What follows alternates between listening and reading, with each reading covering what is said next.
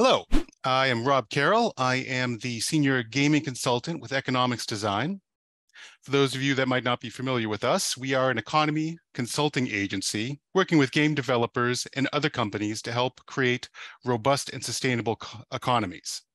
We work with developers that might be looking for somebody to review and validate their design, all the way to fully designing a thriving gaming ecosystem. My guest today is Jon Radoff. Jon, if you want to give a quick introduction for yourself. Oh, thanks so much for having me on the podcast, Rob. So my Absolutely. name's Jon Radoff. I'm CEO of Beamable. We're a platform for building games. We bring all the live services capabilities to games. It's kind of like the Unity, but for the back end. It gives you all the things you need in the cloud and online to build a game.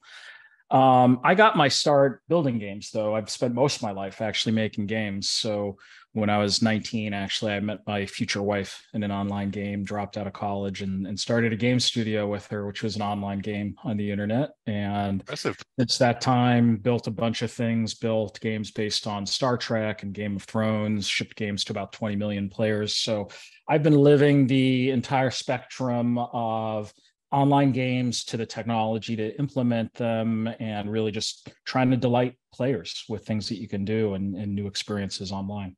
Oh, that's very cool.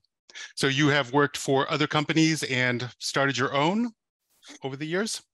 Actually, every company that I've worked for is one that I started. So I know, strange life story, I guess. But ever since the time I was a paper boy delivering newspapers for the Worcester Telegram, I think that was the last job I had where I actually worked for someone else, or at least in a company that I didn't hire. Now I work for my customers, is the way I think of it, because Ah, our customers are game studios, game publishers. When I was building games, I was still working for my customers then, which were the players of games. So, but very no, true. not another company. When we built Star Trek and Game of Thrones, that was all with Disruptor Beam, which is a Mhm. game studio I started. So how do you think that that kind of experience of always having your own studio as opposed to kind of being under someone else's authority, how do you think that experience has kind of made your travels through game development a bit different? Well, we had a lot of freedom, um, and that included freedom to make a lot of mistakes. So it was a good education, albeit an expensive education. So I had that going for me. I often point to the Star Trek game we built as a good example of that. It took us a long time to get the Star Trek game right. We spent really the first year or so just trying different ideas in the game system, everything from more of a deck building kind of game format to a JRPG kind of game. Ended up building this very innovative storytelling game format where you collect characters and decide how you're going to use them in the course of a storyline. Hmm. That came out of having basically failed about 4 or 5 times on other ideas of what it could be. So maybe I would have gotten there faster. um, just sort of replicating or cloning an existing game system that had worked for another game studio, but we had to kind of invent our own way forward with that game. I think, being able to do that kind of innovation is, you're very fortunate. I know most of the people in the games industry, maybe work on one particular title for 4 years and they're just kind of doing the same thing. I think having that freedom is something that is very fortunate, and the lessons that I'm sure you've learned along the way have probably really helped formulate a lot of those designs. Um, could you talk a little bit more about the Star Trek game? I know it's been an extremely popular game, very successful, and I'm sure people would love to kind of hear some of your thoughts on how you came up with some of those designs and what you really liked in there. Star Trek is a tough IP. Um, it's a great IP. Hmm. I love Star Trek. I grew up with Star Trek, but it's a tough IP to turn into a game. And the key reason why is that at its core, Star Trek, it's right in the name. It's the Trek part, it's the voyage, it's the discovery, it's the experience. And what comes out of Gene Roddenberry's vision for that world Hmm. was this optimistic future for humankind in which we'd explore the galaxy and we would use things like engineering and science and diplomacy to solve problems. Now, yes, violence was sometimes a part of how storylines in Star Trek went, Mhm. but violence wasn't always the answer, and it wasn't the dominant theme of Star Trek. So capturing that is very hard in Star Trek. How to do that in a game is very hard, because when games are just built around violent conflict, frankly, it can be a lot easier to figure out what your game system is. Like if I was building a Star Wars game, we could have done lightsaber battles or we could have done starship battles. Great. Like a lot of problems are solved for you out of the gate by Mhm. knowing what the core game loop is going to be. And then we could have really focused on just making the combat really great. Yeah. With Star Trek, there was this complexity around the storytelling, which we ended up coming up with this. It was literally the timeline feature. So the game is called Star Trek Timelines, and Mhm. we came up with this timeline feature, which is a game system that had never been in a game before, and it was about choosing your path and going through multiple paths and seeing how it could play out with a unique team of characters and making skill rolls along the way and making sure that you brought in the right team to do it. Again, very Star Trek-y, because a lot of Star Trek episodes revolved around this idea of the away team Yep. that you would take with you. And then based on that team, they would have to confront certain challenges along the way. And if you met those challenges well, then you would succeed. And then because it was also timelines, it was in 4 dimensions, we were dealing with this whole conflict across the universe of different kinds of timelines converging and intersecting and getting all messed up. You could actually go and time travel and try out different ways of resolving the same situation, which brought in a tremendous amount of replayability to that game mechanic as I well. imagine So quite a lot of complexity in the design. in the design and then in the economy as well, which is appropriate to talk about because I know that's your specialty, Rob. So, Yep. Also on top of the complexity of Star Trek is figuring out, well, where is the economy of the game going to come from if you're building a free to play game? So you could certainly build lots of types of games with Star Trek. They don't all have to be free to play games, but our constraint for Star Trek Timelines, given that it was going to be on mobile, at least mobile primarily. It does happen to exist on Steam and Windows and PC incarnations as well. But the principal Mhm. audience for that game is mobile, and very difficult to monetize a game successfully on mobile unless you embrace a free to play economy. So, which is what we did. So, in this game, it also revolves around character collecting.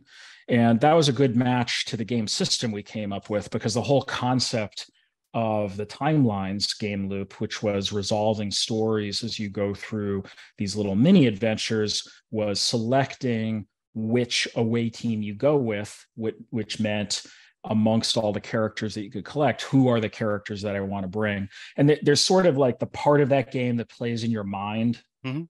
as the player, as well as the game mechanical part. The game mechanical part was, well, certain adventures need a doctor and a scientist and an engineer, for example, to meet the challenges. And if you bring the wrong people, or you don't have medical skill along the way, or you don't have the Klingon to solve the very Klingon specific thing for this adventure, then it'll either be very hard to complete or you won't be able to complete it.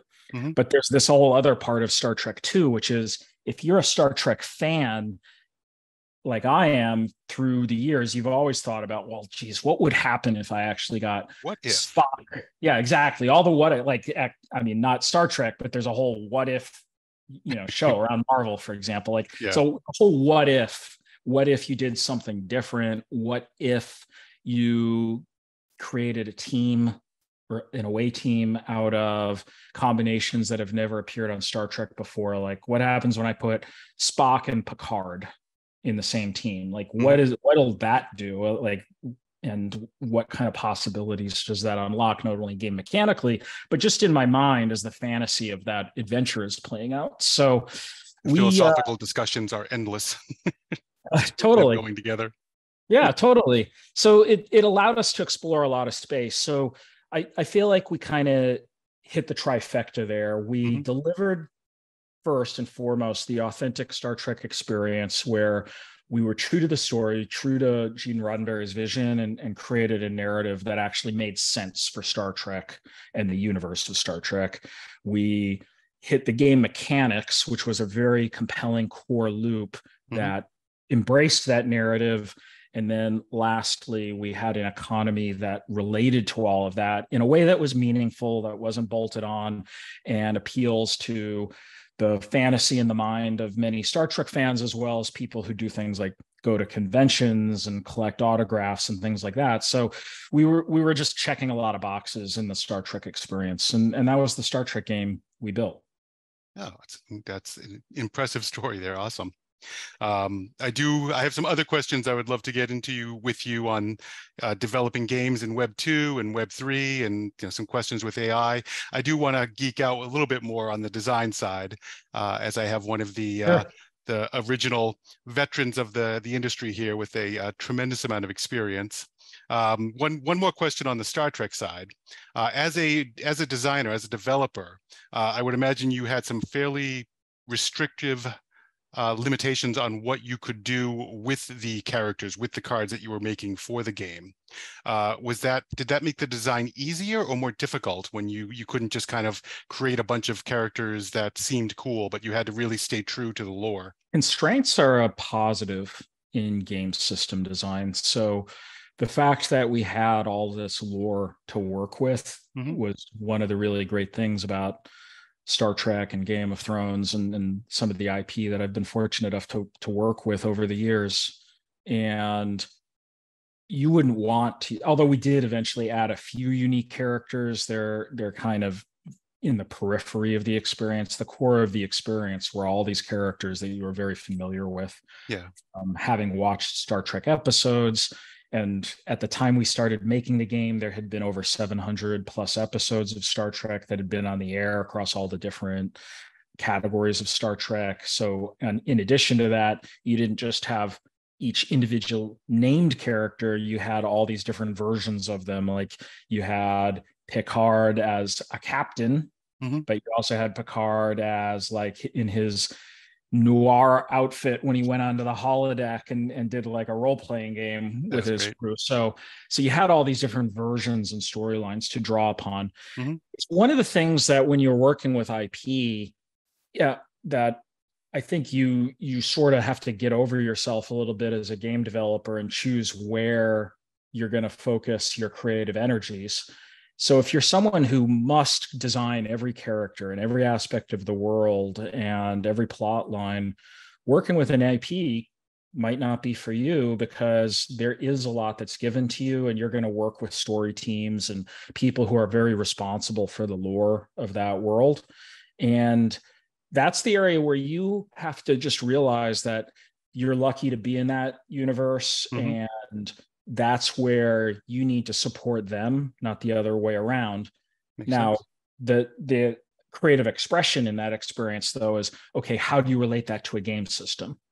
And that's where it was, again, very constrained for us, because in dealing with Star Trek, as I was describing earlier, we really, really wanted to deliver this experience that wasn't just going to be about combat. We had interesting combat features in the game as well, not the core, but the key of this game was the storytelling experience, where we were really very focused on delivering Gene Roddenberry's vision. And that also is a constraint. It was a really hard constraint. It forced us to be creative, right? Because we had to come up with a new game system, because so few people had ever succeeded at working with Star Trek in a game and actually making it a really fun game to play. So I'm a big fan of constraints. The more constraints you have in a game, it may be that you'll be more successful, because usually you don't want more and more and more and more and infinite expressibility in a game. You want something that channels you in a certain direction and forces creativity. Yeah, it is often a trap that kind of younger, newer game developers fall in, is that you come up with everything that you want. You have this amazing design and it's hundreds of pages long, and then you show it to your developers and they're just, think you're insane. So having that initial kind of constraint right from the beginning is probably helpful from having to chop a lot of things out when the reality of development actually comes around. Exactly. Awesome. I appreciate that insight. That was great. I've been very fortunate to have known you for a number of years here, working in the game space and the mobile space. I've had the opportunity to follow a lot of the posts and the blogs that you've put out online.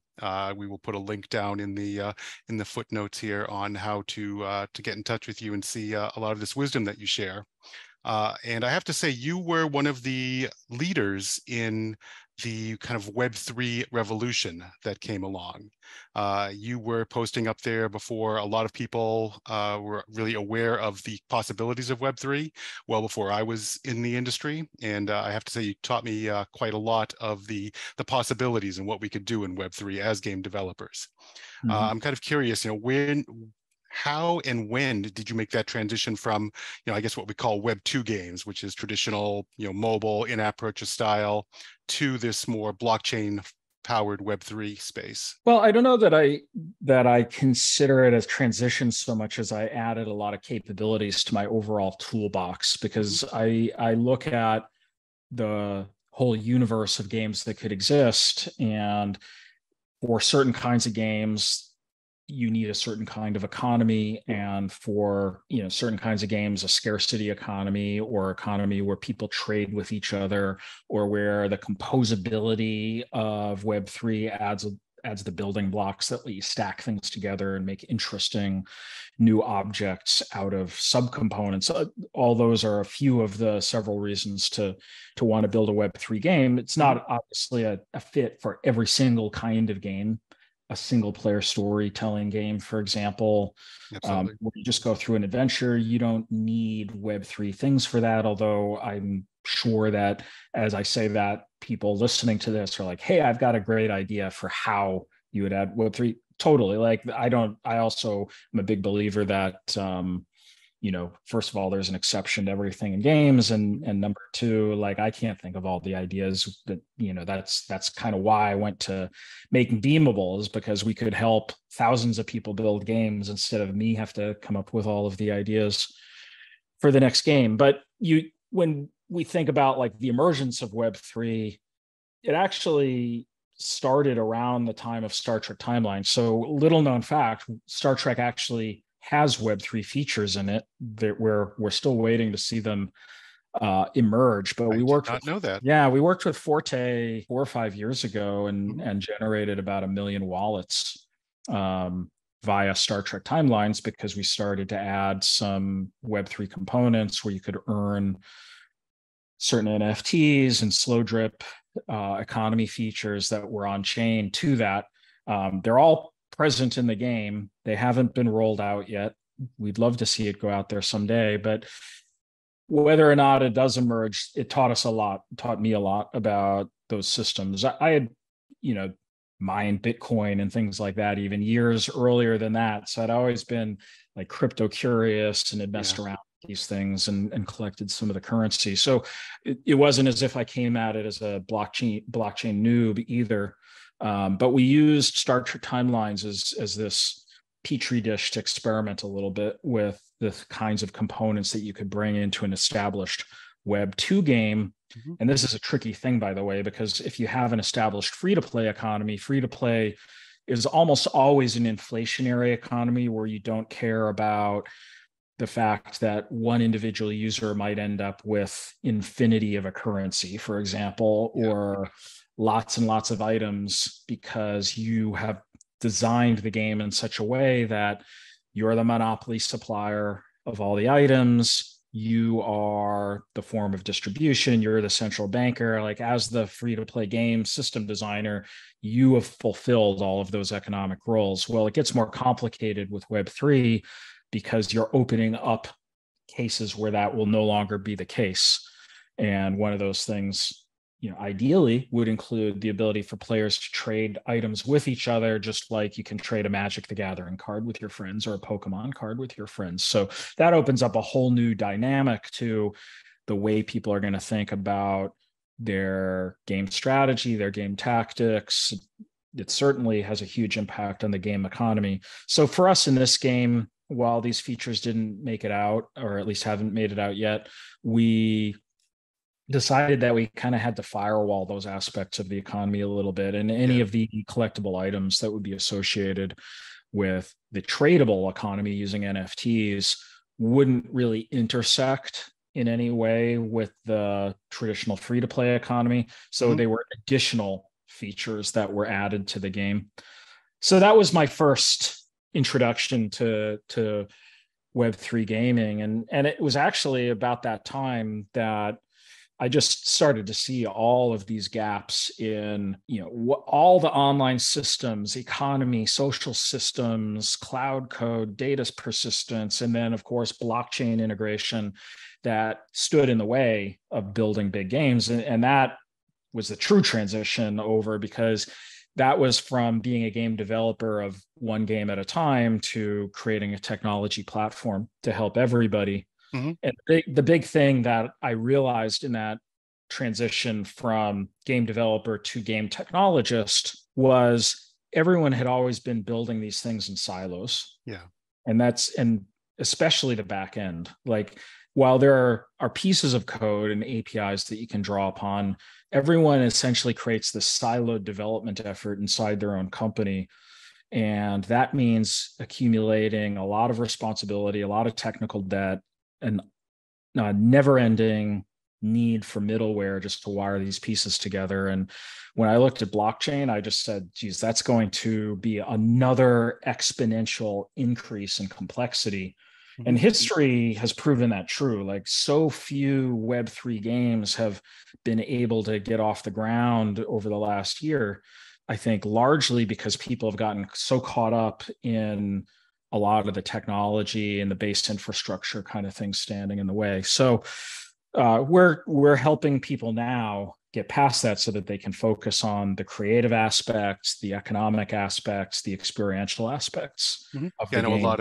a lot of developers quite often think that they have the right solution, the only solution to kind of developing their back end. It's their game, it's their engine, and they really do quite often reinvent the wheel. I know on some projects that I've been on, it's been assumed that, we just have to do it ourselves because that's the way you develop a game. I am kind of curious, as a technologist, as kind of an expert in the industry, you set forth to make a tool set that would allow developers to really, as you say, focus on the creativity. Can you talk a little bit about, the technology that you guys have built out, and why you would think that developers shouldn't reinvent the wheel and perhaps work with a solution such as yours? I think you'd ask the same question to people 10 years ago, but about 3D engines.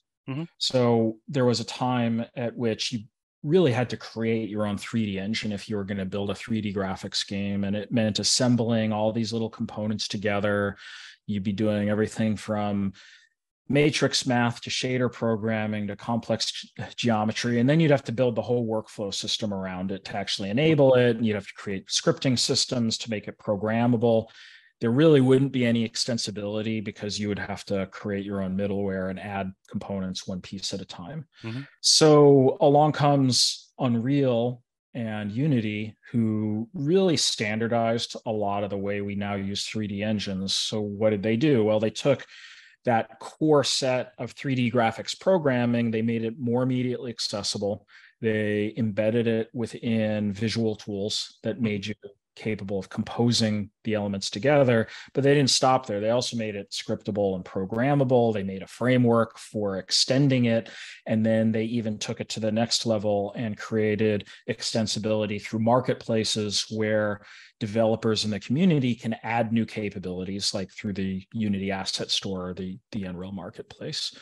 So I looked at that and I said, that's what's really needed for the backend, because the backend is still being built in the same way.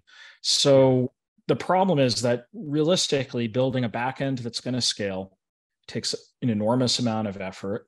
And if it doesn't scale, it's going to fall over when you ship your game, which has been the doom of too many other, otherwise good-looking products, but they just couldn't support the user population. So that just injects huge risk. But then more importantly, you have to increase your velocity through the process.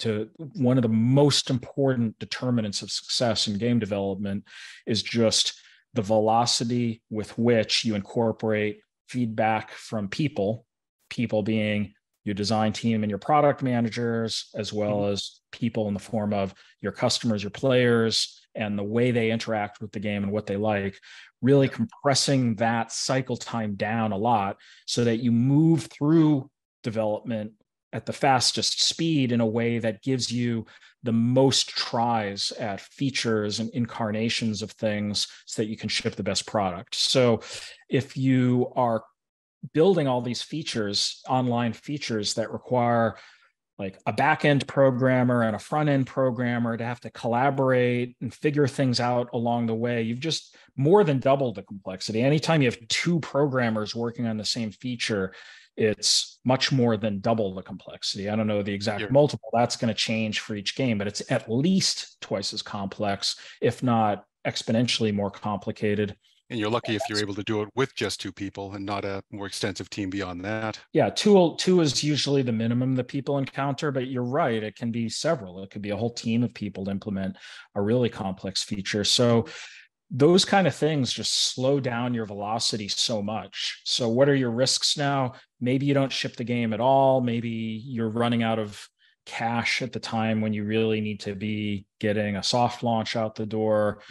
Maybe you're shipping a game, but it really hasn't had the number of iterations and input into the development process that your features are really going to need for your players to love it. And then once you ship, are you able to then not only scale up and have a big audience, but learn from that big audience? How do you incorporate the learning of what events work and what kind of aspects of your economy work?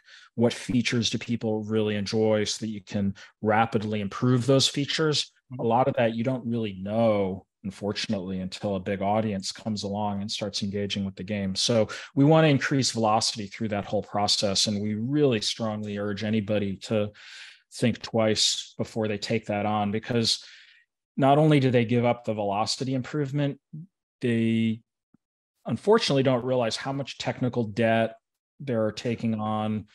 It just gets really expensive. Most game publishers that have figured out how to do this at scale have spent millions of dollars, if not tens of millions of dollars, figuring all that out. And you know, Beamable, between Beamable, our business today over the last 3 years, and then some of the technology we built back at Disruptor Beam that turned into Beamable, like we spent over $20 million building this stuff. So you don't have to do that. I would instead use your capital to iterate, prove, allocate it towards the things that players are actually going to care about. And by the way, your engineers love working on features that your typical engineers, most engineers like working on the features that your players actually are delighted by, not like a database scaling system that no one's ever going to really know about other than yourself. So it's more fun to build a game that way, and you have a much higher likelihood to build something that will be successful. It is much more interesting to develop that lightsaber duel that you were talking about, as opposed to the back end that records the data of the lightsaber duel. Exactly. Yeah, I think many developers get caught in that trap of not being game developers, but technology developers. And you know, as you were saying, you've got folks like Unity and Unreal and back-end technologies such as Beamable that really allow you to focus on what it is that you want to make. You want to make the game, you want to make the fun, and you know, smart people such as yourself have developed that technology capability already, so that you don't have to again reinvent the wheel, reinvent the lightsaber to be able to make those type of games. I think that phenomena that you just described of teams being technology oriented is something that that has affected blockchain game teams worse than average if you look across the game industry.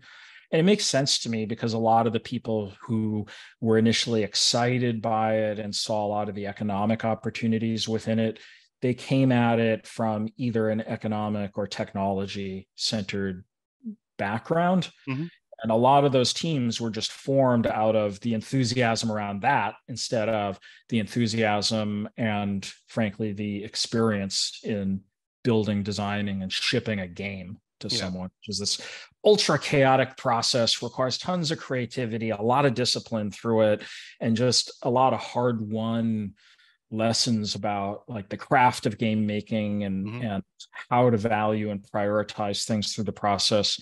And not all of it is obvious, especially to teams that haven't built a game before.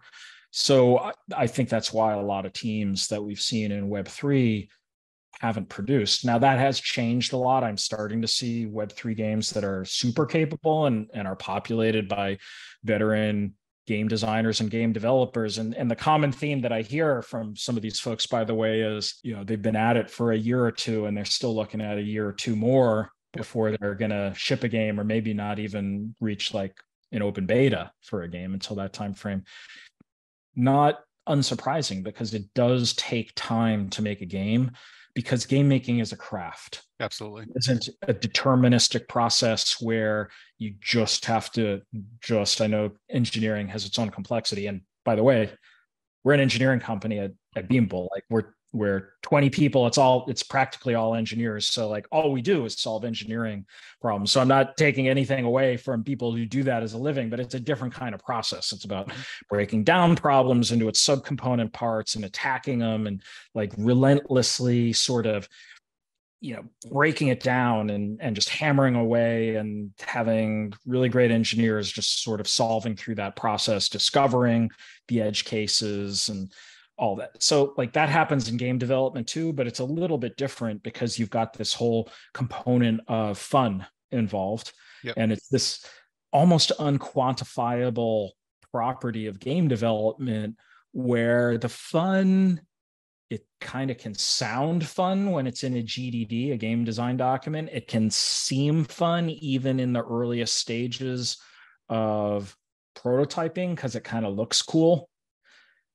And then you get a fully formed feature on the screen and it's like, oh, geez, it's actually not that fun. That's what we encountered with Star Trek Timelines in the first several versions that we worked on, which is, okay, it looks cool, but it's just not fun yet. And that part of it is a huge risk in the process and a huge area of uncertainty, which makes game development very different than any other kind of software engineering. And it is a kind of software engineering. It's a weird kind of software engineering that blends entertainment and storytelling and narrative with engineering.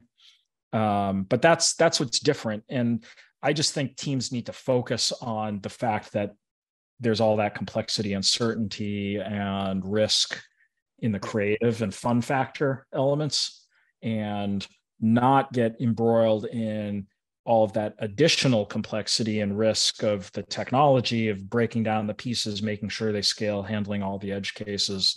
Like it's a lot to take on. Yeah, I'm sure as a game developer, I'm sure you've seen many times, you know, people ask, oh, what do you do for work? It's like, oh, I make video games. And they're like, oh my God, that's so cool. You know, oh, you must just love your work. I'm like, yep, it's work. I love what I do, but it's definitely still work. So I'm kind of curious. Yeah, it's funny. People ask me, am I having fun? And the answer is I have fun a lot of the time, but it's not nonstop fun to either be a game developer or an entrepreneur. Right? It's a lot of work. It's very hard work. There's a lot of bleak hours. There's a lot of waking up in the middle of the night, like, holy shit, what am I doing here? This is really hard. And I don't see through the fog of war quite yet. And you just got to keep exploring. And that's just the nature of things. I wouldn't do it if your principal reason for doing it is because it sounds super fun to you. Yep. Like I said, you'll have fun. Do it because you won't gain creative fulfillment any other way. Like, you've got to make a game, you've got to build a company, you've got to create a technology. Like, those are all great reasons. Like, it's got to be sort of at your core, like, fulfillment level. Like, that's why you're put here on this earth, to build these things. And the fun will come at times along with those pits of despair that you'll have to claw your way out of from time to time, or more often than we want to admit. Yeah, I think every developer has that that moment where you've just kind of you got the 1,000-yard stare, and you're just kind of wondering, all right, what's next? Because this is just completely blown up on me. Yeah. Yeah, I've been there myself, and sometimes a shot of whiskey and a good night's sleep will get you back on track. And sometimes you've unfortunately just reached the abyss, and it's time to make another choice. But that is the nature of the beast that I think most of us in game development have to deal with. It is definitely a lot different than most other software or other types of jobs out there. But end of the day, we still do get to have a lot of fun. So that part is definitely makes it well worth it. I'm kind of curious with the work that you have done and the stuff that you've seen on Web3 game development and blockchain development.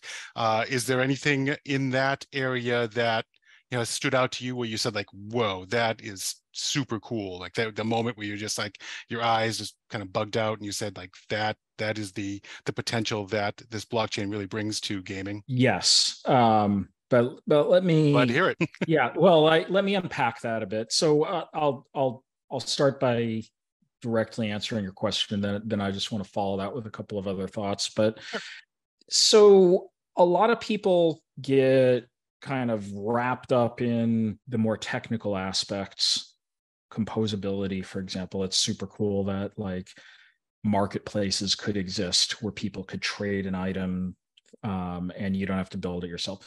Those are all cool things about these technologies. I don't think the main advantage of Web3 is necessarily technological, although people will no doubt invent some really innovative, interesting, and even fun things that you just can't see through that proverbial fog of war that I was referring to earlier. Yeah. I think it's psychological. So let me elaborate on that. So if you look at the idea of ownership, the way that someone approaches things that they own is qualitatively and then even quantitatively different than something that they don't own. Most people understand now that when you play a free-to-play game, you don't own any of those items in the game, meaning that they can be taken away at anyone's whim, that there's no continuity beyond the game, that item is very locked into a very specific economy that has no future history.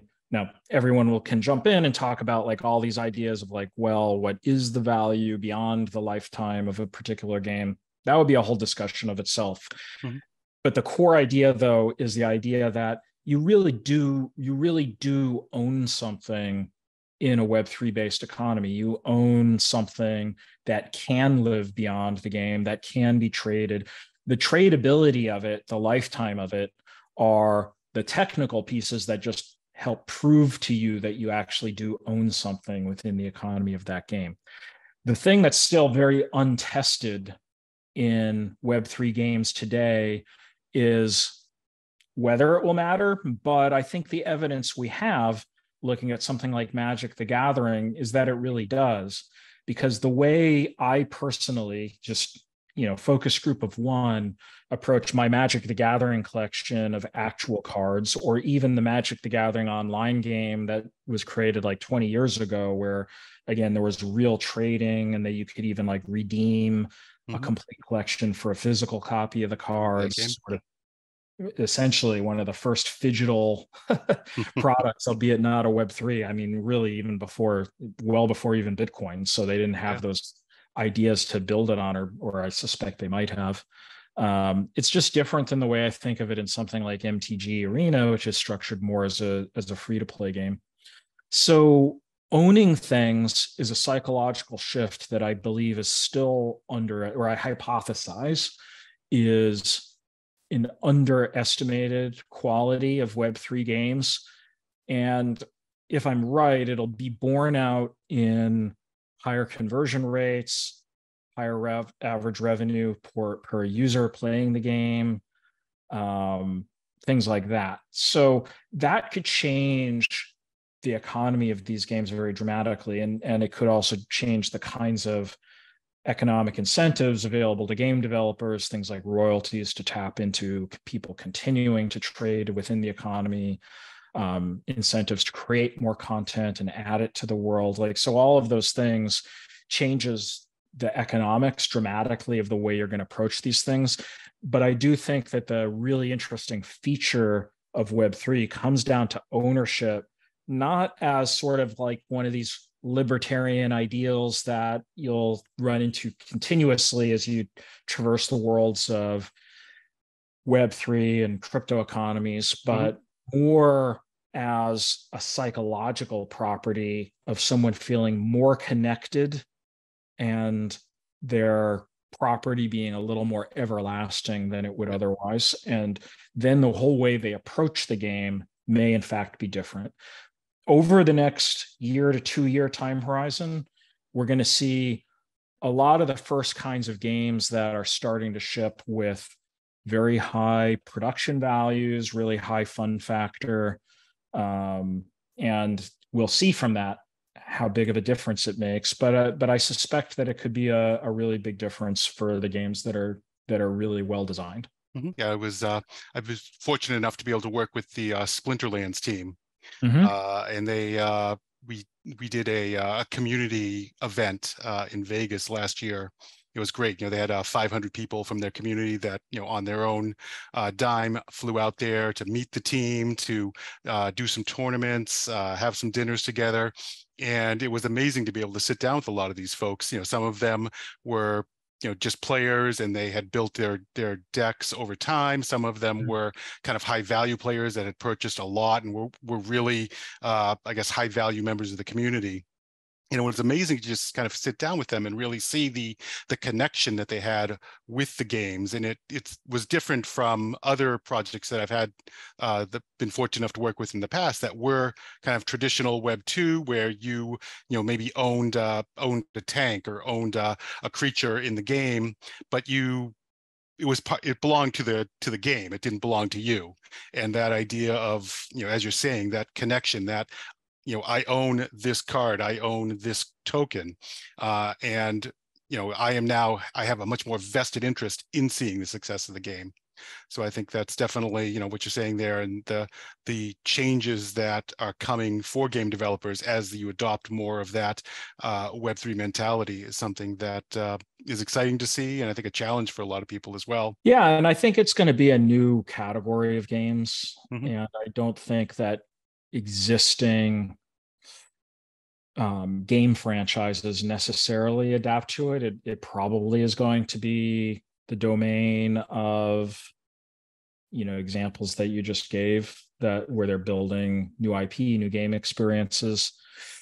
And the example that's often trotted out by people who are saying, look, open economies don't work, is something like Diablo 3, when they introduced the auction house and people could trade within it. And here's another topic. We could just spend an hour just talking about Diablo 3, what went right, what went wrong in that, and then what did they learn and bring into Diablo 4, which apparently don't have that kind of auction house. But learned that lesson. Yeah, but this is where it comes back to psychology. Do not underestimate the psychology of the player in terms of how they approach a game. And the framing of that psychology will come from a few things. One of them is this ownership concept that I was talking about earlier. But another framing that they'll approach a game from is, what is the brand? What is the IP? And what does it stand for? The fact is, Diablo as an IP didn't have that kind of economy before Diablo 3. So it was a mismatch in audience expectations and the way people wanted to interact with that kind of game. So I don't think that was the right kind of game to actually test that out in. You probably could make an action RPG game or a roguelike that has a lot of those properties and is built from the ground up for an open economy, where there aren't these preconceived notions about brand, economy, gameplay systems and whatnot, what it means to be quote unquote play to win, or whatever people want to describe those Diablo 3 systems as, and be successful in it because it's new and because you're able to frame the experience and the psychology from the ground up. So really hard to retrofit new economic structures into an established IP where a lot of that thinking, a lot of that psychology has already been formed for your audience. Yeah, that I would absolutely agree with you on that. We've seen that type of stuff with some of the clients that we work with. It's always better for a company like Economics Design if we can get in there early and work with the designers and bring some of that experience that we have on the systems design, and I think perhaps even more importantly, some of the lessons learned and the risk alleviation that we can bring there. Because once you put that economy out to the world, especially in Web3, their bad actors will oftentimes do whatever they can to make money for themselves. So if you have exploits out there that weren't caught in the design, and there's ways to drain value out of the economy, people will definitely find ways to do it. So yeah, we are always happy to help and bring that wisdom to the table. Well, that's another lesson. The speculator has got to be a minority of the economic activity in your game. At least that's kind of my view today. We still haven't quite seen a lot of these next gen AA, AAA kind of game experiences scale out, and then we'll learn a lot more about how people interact within them. But it can't be driven by speculators, or else you haven't really attracted the right customer. The speculator can exist. They can even be a valuable part of the economy. Speculators exist in Magic the Gathering. People collect cards and enjoy collecting, and they enjoy selling them and trading them. But that's not most of the reason why people play Magic the Gathering. Mostly people play it because it's a super cool game. You get to be creative and build decks and play with your friends. Most people aren't even into the tournament scenes for Magic the Gathering. Like, that's another category. So like, if you break down the audience of your game, it should be like speculators should be this little piece, maybe whoever the esports or competitive playing population, that's another kind of a small piece. But the vast majority of your audience are going to be people who are just there for the fun and the personal experience and the personal narrative that they come at it with by playing that game. And if you see either of those other couple of categories being the dominant force, kind of taking over the way people think about your game, hey, games always have exceptions to the rule. So someone will point out where I'm wrong, I'm sure, but I'm not wrong about the normal or the average case of this. The normal or the average case requires a population driven by bread and butter players who are just showing up day after day to have fun, and they don't care about making money. Whether making money means speculating on collectibles or making money through being a top, 100th of 1% competitive tournament player. Yeah, no, I'm definitely, I'm of the opinion that I think the speculators are important. I think that they are an interesting part of Web3 that, outside of like the collectible cards, and in the past, we haven't seen that as game developers.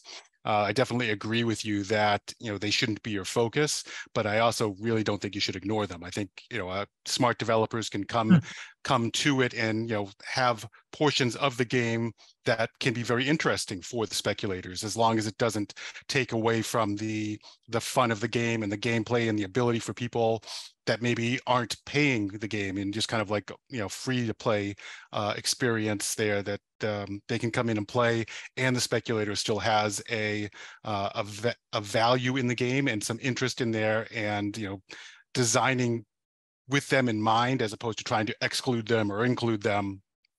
I think it's kind of more important to have an economy and a design that really takes into account all these different personas. And it's super hard. If it was easy, everyone would do it.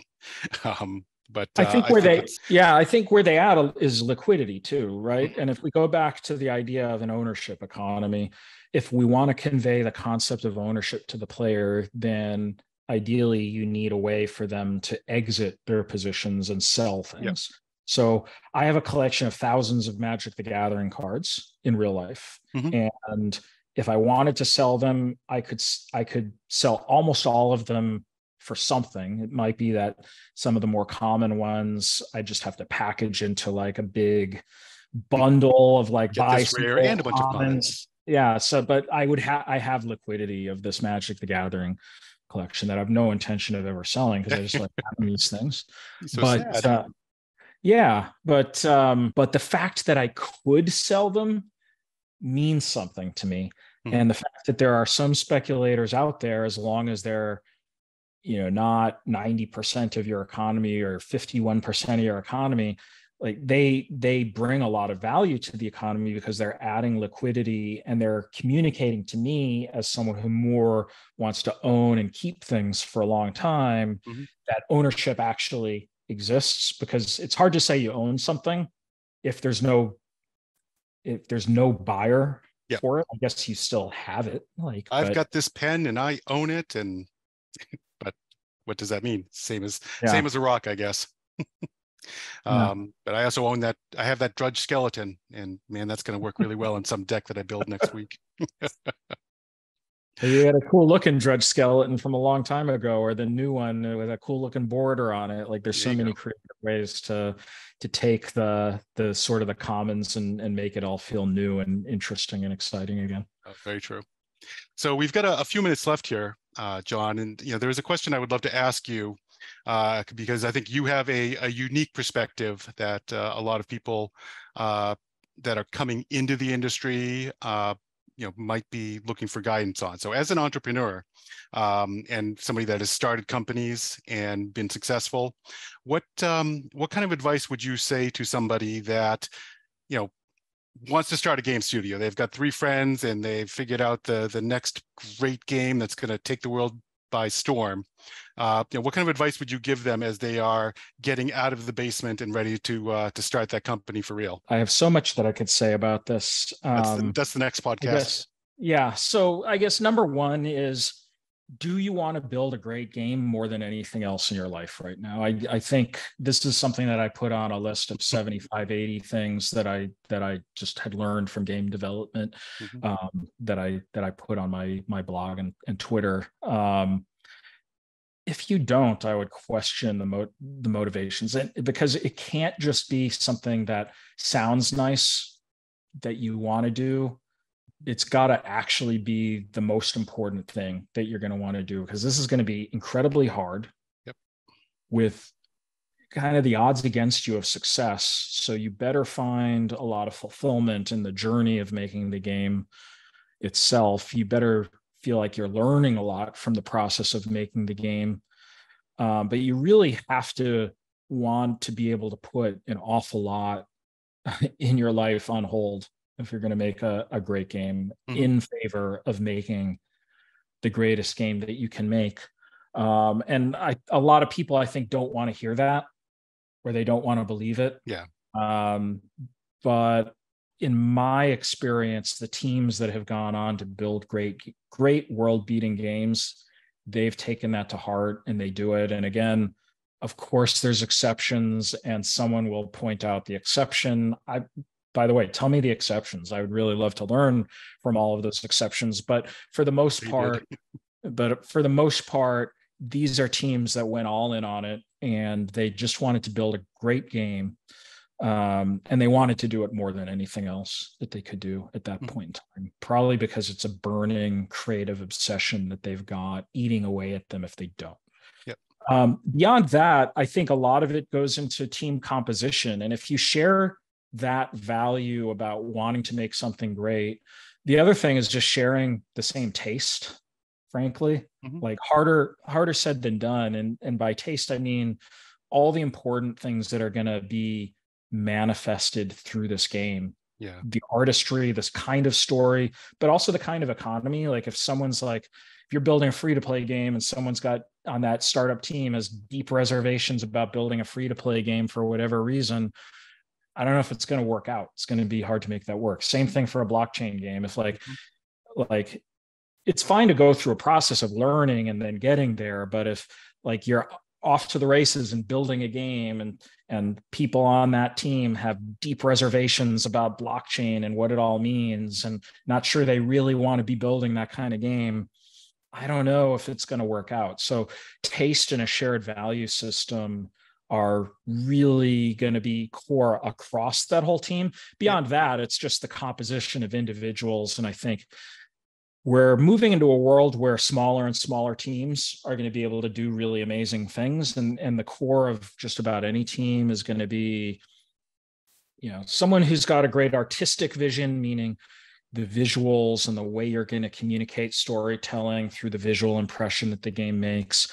Someone who is a great game designer who understands the features and systems and how it relates to economies and experiences that you're going to have.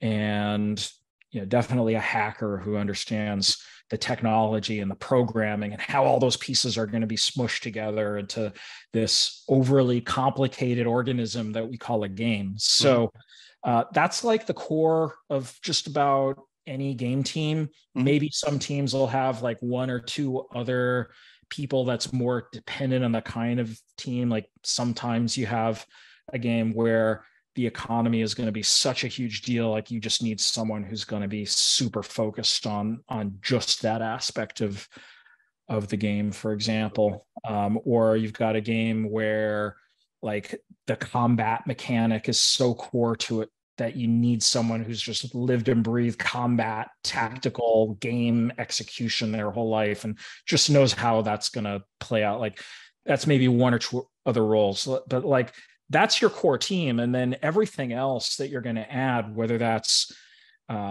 people in the form of labor or tapping into generative AI to make pieces for you, or whether it's off the shelf technologies like a Beamable or a Web3 marketplace to provide the exchange for your game. All of those things are just ways to accelerate and scale up the efforts and core competencies of that team. And I definitely urge you to keep the number of people on the team as small as it can be. Okay. Don't hesitate to add people when you really need it. The team also needs to be as big as it needs to be, but hesitate about adding extra people because that's where all the complexity of game development resides, whether that's the fiefdoms, the politics, the miscommunication, all the time that you need to kind of align the interests of a team, plus just the added complexity of more steps and the brittleness that entails. Well, and the burn rate for the team. Absolutely, you're going to have less cash for sure. So Jon, where can people find this wisdom that you've been sharing over the years? Well, if you need some backend technology to build an online game, blockchain or not, Beamable is the best way to do that, in my opinion. So definitely go to beamable.com. We'll share that link down below. How about for your personal insights? For me, J Radoff on Twitter is a great place. I'm very active on LinkedIn. I've got a blog called Metavert Meditations. So check me out at any of those. All righty. Jon, I want to give you a couple minutes here to maybe discuss a little bit about Beamable and let people know, what the capabilities are there and how you can help them. Sure. Just to maybe expand on what I was describing earlier, there's kind of 3 tiers to the capability of live services and live ops. So there's the dashboards at the top, which is where people schedule content, look at player accounts, assign items, do customer support, do campaign messaging, like all of those day-to-day product management, marketing oriented communication kind of functions. So there's dashboards for that. That's the surface level. Then there's the things that you need to add to the 3D engines to make it actually easy to add those capabilities to your game. So that's plug and play systems for Unity and Unreal, where you can just bring those capabilities in without adding new programming languages, a separate IDE or a separate tech stack.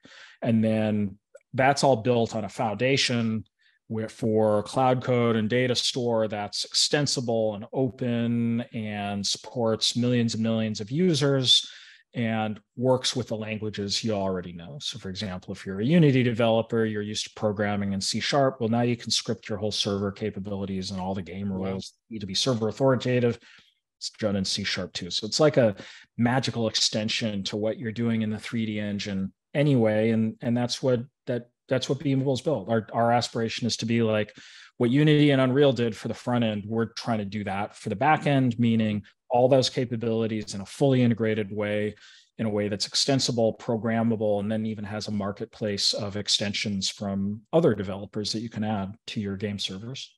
That sounds like an amazing way to get to market faster. So I think developers that are more concerned with perhaps the creative side, definitely look at your service there. And people that are veterans of the technology aspects of this, if you've built this, you know how hard it is and how brittle it can be, and we can help a lot. So we would love to talk to you. All righty, John. Well, I appreciate your time so much today. You definitely gave us a lot of insight and some great stories from the Star Trek development. I think a lot of developers are probably jealous that you've been able to play with that IP. We have the links to get in touch with you down below. I definitely encourage people to check out your blog and the info that you share on LinkedIn. I know I've been watching that for years. And for myself, if you need to get in touch with me, I am at EconRob on Twitter, and you can reach out to us at Economics Design if you have any economy questions. Thank you very much, John. Thank you, Rob. All right, have a great day.